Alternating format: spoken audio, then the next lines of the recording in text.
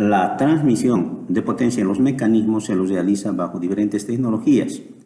Cuando los ejes en la transmisión son a considerable distancia, la transmisión corresponde a correas y cadenas. En este caso vamos a estudiar la transmisión por correas.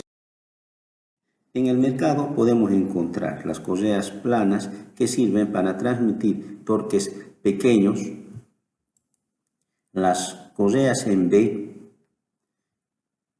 son más utilizados sobre todo en máquinas automotrices e industriales. La forma en B hace que haya mayor agarre entre correa y polea, por lo tanto mayor torque a transmitir. Tenemos la correa en B múltiple, que equivale a colocar varias correas en B, una al lado de la otra, pero unidas integralmente. Tenemos por lo tanto mayor transmisión de potencia. Tenemos la correa corrugada, es más similar a la correa en B, con ranuras en su superficie interior que incrementa su flexibilidad, permitiendo girar en radios menores. La correa de distribución tiene dientes como un engranaje que se acoplan a los dientes de la polea. Su configuración combina con la flexibilidad de una correa con el agarre positivo en la transmisión de engranaje. Las poleas pueden ser fabricadas de diferentes materiales que corresponden a una geometría donde tenemos el diámetro de paso, como se puede observar en el dibujo, que corresponde no al diámetro externo de la polea, sino a un valor intermedio que coincide con el agarre de la correa. Tenemos el diámetro interno que corresponde al eje. En el mercado tenemos diferentes tipos de correas que se los puede clasificar en función a la potencia que puedan transmitir. Tenemos las correas 3B con diferentes características en sus diámetros. Las correas en 5B también diferentes diámetros comerciales. Y finalmente las correas 8B con sus diámetros comerciales correspondientes.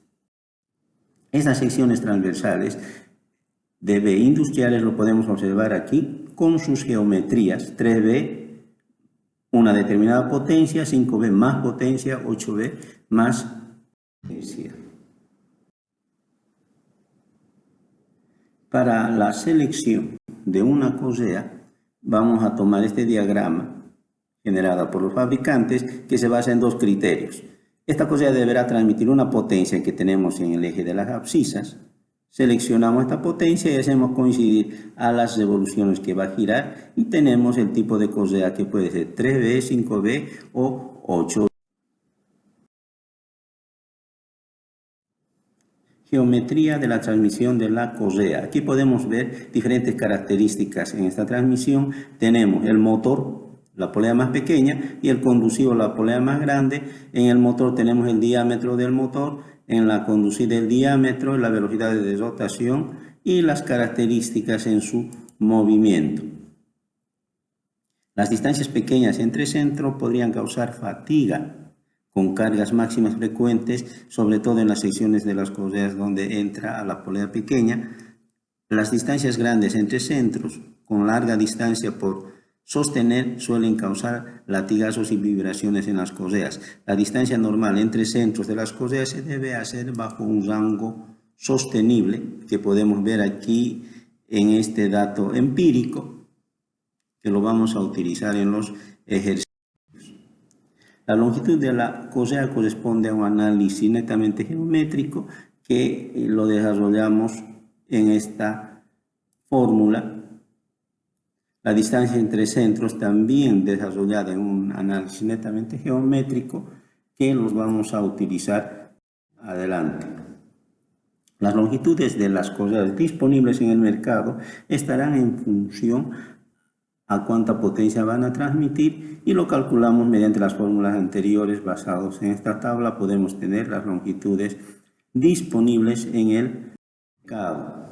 En la cinemática de transmisión por correa tenemos la relación de transmisión de potencia que corresponde a una velocidad de transmisión del motor sobre la velocidad de transmisión o de rotación de la polea conducida. o también es igual a inversamente en este caso.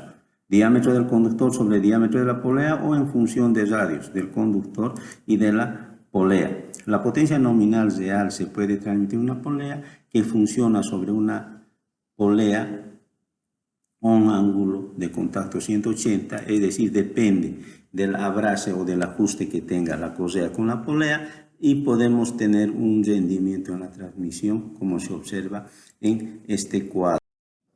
Las transmisiones cruzadas o de serpentina se utilizan para invertir la dirección de giro de la polea. También tenemos estos otros tipos de ajustes que tienen sus características que los iremos estudiando. Una correa transmite la máxima potencia a velocidades de entre 4.000 a 5.000 pies por minuto. Nosotros en los ejercicios vamos a tomar un valor intermedio que nos va a servir de referencia basado sobre todo en datos de